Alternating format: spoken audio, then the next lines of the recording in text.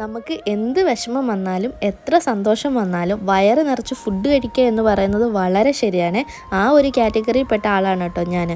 ഈ ഒരു മാങ്ങ ഉണ്ടല്ലോ, നമ്മൾ ഉപ്പിലിട്ട് വെച്ചേക്കുന്നതാണ്.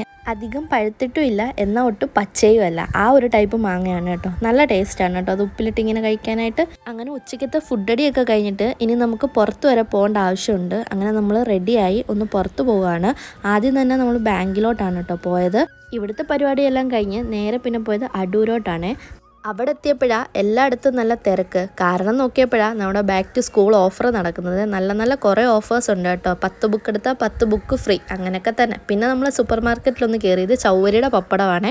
പിന്നെ ഇത് ഇഡ്ഡലി ഉണ്ടാക്കുന്ന അരിയാണ് കേട്ടോ. ഇപ്പോൾ പിന്നെ ആര് വീട്ടിൻ്റെ പുറത്തിറങ്ങിയാലും ഈ കാണുന്നതിലോട്ടൊക്കെയാണ് കണ്ണ് കേട്ടോ. നമ്മുടെ ദിലുവിനുള്ള എന്തെങ്കിലും ഒരു സാധനം നമ്മൾ വാങ്ങിക്കാറുണ്ട്. അങ്ങനെ അവിടുന്ന് ഒരു സ്പൈഡൂനെ എടുത്ത് വീട്ടിലെത്തി ആളെ കാണിച്ചപ്പോൾ ആളും ഹാപ്പി. അപ്പം എങ്ങനെയാ, കൂടെ കൂടുമല്ലേ?